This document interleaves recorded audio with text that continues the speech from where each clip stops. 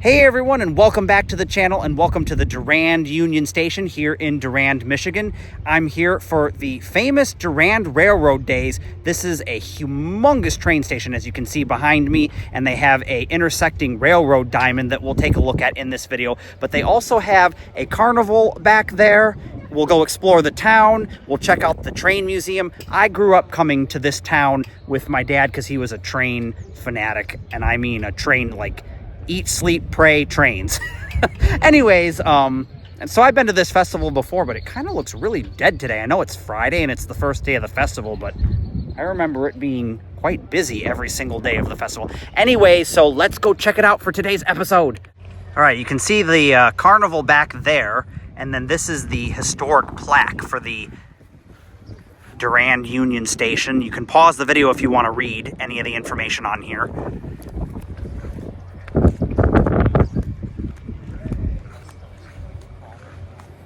Oh, hopefully we'll get to see some trains today. I don't know. I know a lot of people out there are really enthusiastic about trains, and there's whole entire YouTube channels dedicated just to that.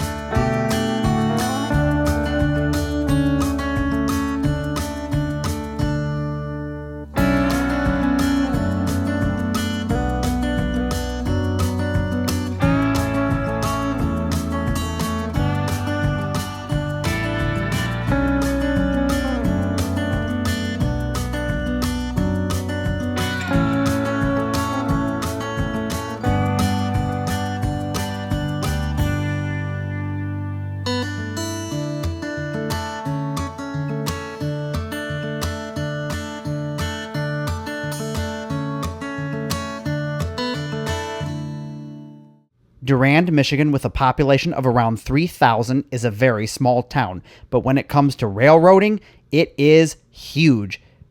On an average day, you can expect to see 20-plus trains as they pass through the Double Diamond interchange. This was the first train I managed to capture on my trip here to Durand. Unfortunately, I arrived kind of late in the day, and most of the train traffic had already passed through, so this is just a local train pulling out of the Durand yard, backing around the curve or the Y, and doing some yard switching. After catching my first train of the day, I figured I'd head into the railroad station and see exactly what was open.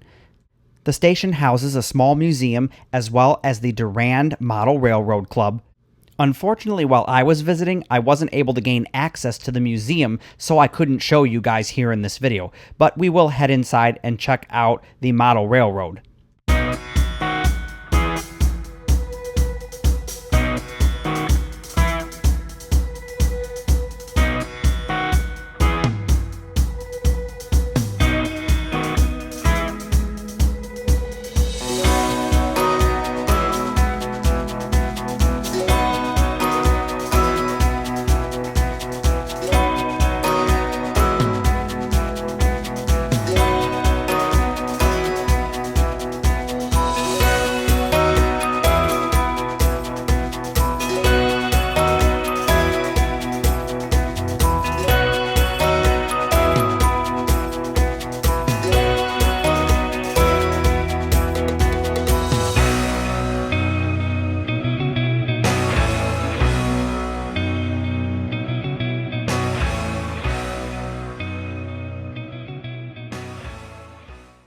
Also, while in town, don't forget to check out the Knights Templar special, as well as this sign going over the history of Durand and its connection to the railroad. In June of 1923, the Grand Commandery of Michigan Knights Templar held its 67th annual conclave in Flint. To facilitate attendance, a special train dubbed the Knights Templar Special was commissioned by the Demoli Commandery No. 5 of Grand Rapids. This train transported delegations from Grand Rapids and Muskegon, making stops in Ionia and St. John's to pick up additional members. On the morning of June 5th, while traveling behind schedule and traveling at approximately 50 miles an hour, the train encountered a deteriorated section of track near Clark's Crossing, about a mile west of Durand.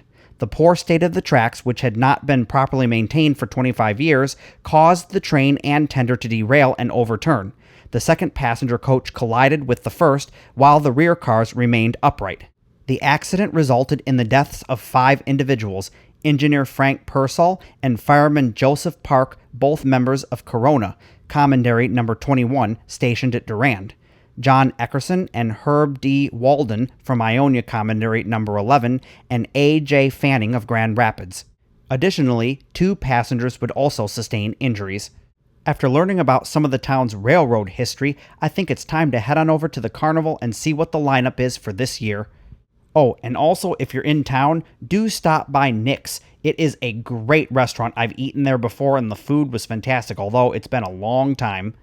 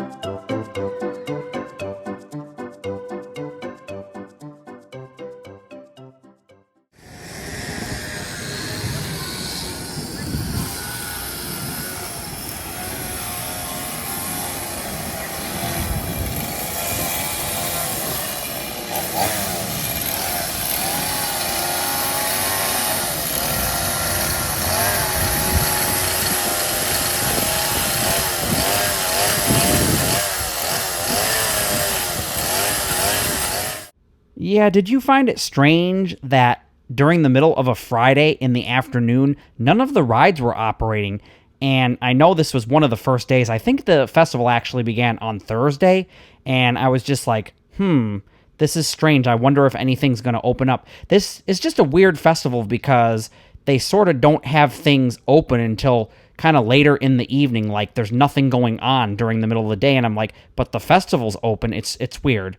Anyways, this is a very cool clock tower. I highly recommend that you check it out if you're in town, but we're going to head into downtown and check out some of the shops and just kind of walk around as I tell you about the history of Durand. Durand, Michigan is affectionately known as the Railroad City, USA, and boasts a rich history deeply intertwined with the development of the American railroad system. It's situated in Shiawassee County.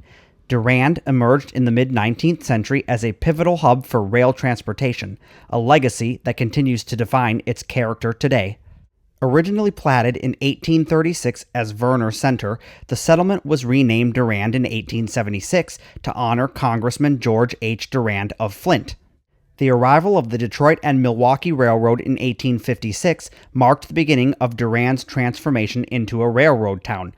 Subsequent rail lines, including the Chicago and Northeastern Railroad in 1877 and the Toledo-Ann Arbor and Northern Michigan rail lines in 1885, further cemented its status as a critical junction point.